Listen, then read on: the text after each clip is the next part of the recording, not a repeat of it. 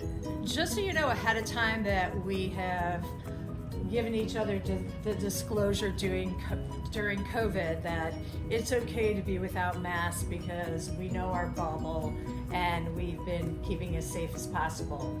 So with that being said, I want to introduce you to Sarah, and she is going to tell you a little bit about the Chicago School of Shoemaking and how we met about 9 years ago when you first started, and me being an artisan and a crafter and designing and creating smoking jackets. Leather was one of those items that I wanted to dabble in to get some experience. So I'm going to let Sarah tell us a little bit about her school and how she got started, what is her inspiration behind it, and a little bit more about what they're doing today in 2020 and their plans for 21. So take it away, Sarah. Okay.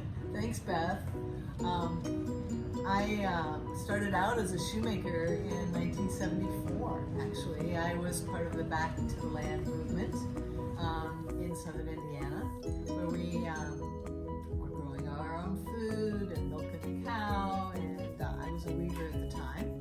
So it was just all we wanted to do was really make things. So built a log house and everything. And then I needed a pair of shoes, so the mindset was there to go ahead and, at least take apart a pair of shoes to see how they were made. And it was a successful venture. So as I remade those shoes in the same shape and size as I had before, then I began to see how I could create a pattern and duplicate that for other people and change the sizes accordingly.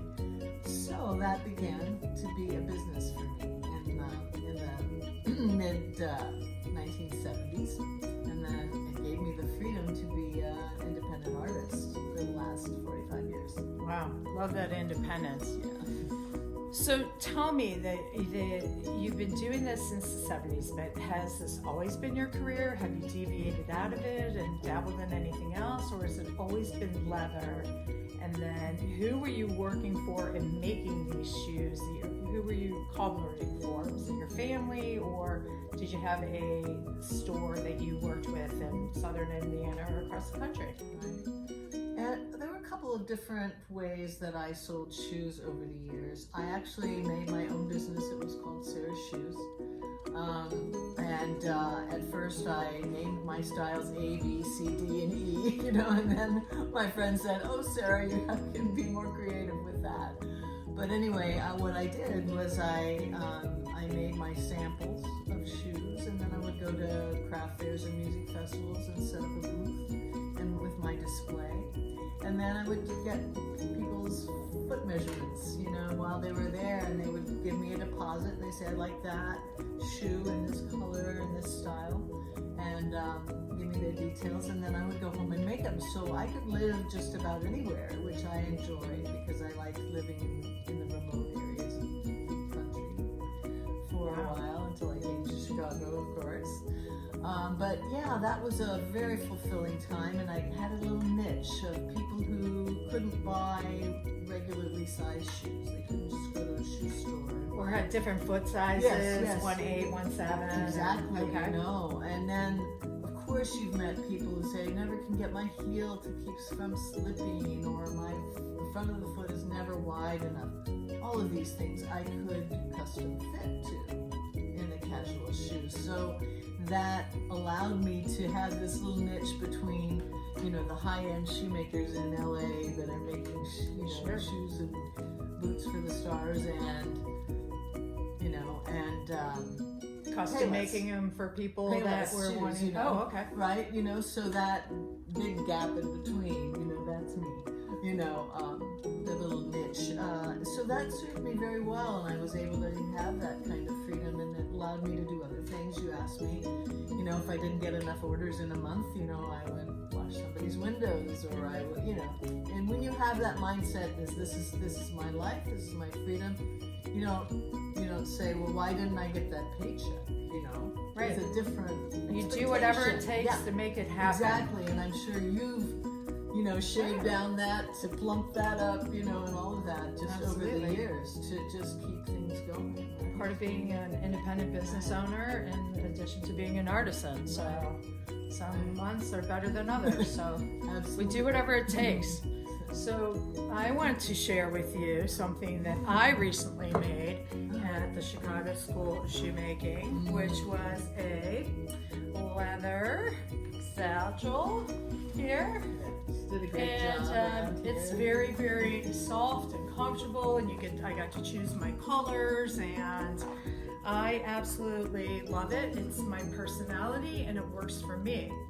So tell our audience here what is going to be happening for the remainder of 2020 and also in 2021, and where the Chicago School of Shoemaking is going during this time. A good question. We have a few more classes left. We have a little bit of member access. We do now have people access our studio outside of classes through a membership platform. Okay, so physically coming into the studio, are you offering classes to people online that want to get into the world of leather making? Yes. It's very limited right now, but what's underway right now is putting several of our signature classes online as a series so that we can ship out the materials to people a couple of weeks ahead of time, and then we can do actually a live Zoom class so that people can ask questions during the process. I like that platform as well as putting videos together, but I think the live process really sets us apart. Sure. And we're also already offering a 20-minute Zoom all AWL session. So if you need help on any leather project, whether you are one of our students or not, you can go and buy a 20-minute session and schedule it online and have 20 minutes with me just asking me any questions about your projects, and maybe I can help you get past a stuck place, Love that. Yeah. So professionals like yourself. So you're doing what we call a hybrid type of programs now for the rest of 2020 and then 2021. Obviously, we understand how COVID's been impacting the number of people you can have in your studio, as well as the comfort level of people coming in, which I totally understand. So I think that's fantastic. Tell people where you're located, how they can get in touch with you, and if they want to, they have a vision for a project, how you can help them out. Great. We are located in Ravenswood, North Ravenswood, in this 3700 block. That's basically between Addison and Irving Park in a broad sweep. It's pretty easy to access by the train. We're near the Addison Brown Line stop, just 2 blocks from that. Okay, that's Chicago, folks. Oh, yeah. We're Chicago. Yeah, right.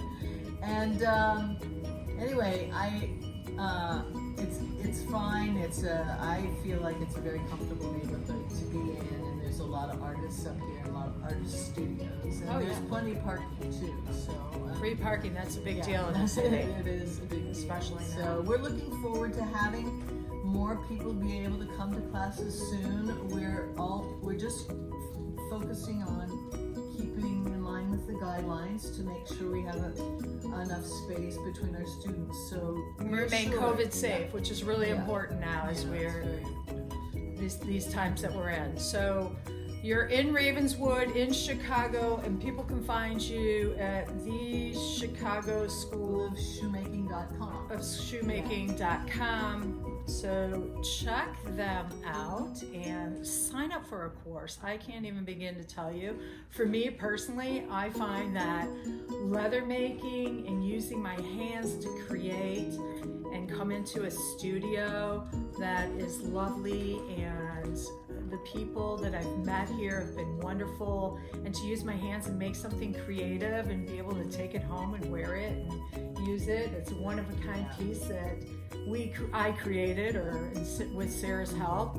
So that's the Chicago School of Shoemaking, and I am Beth from Smokey Joe's Clothing and The Ultimate Find, and I want to thank you so much, Sarah. I'm going to give you a virtual hug from here, and I wish everybody happy holidays. Thanks. Thank you so much.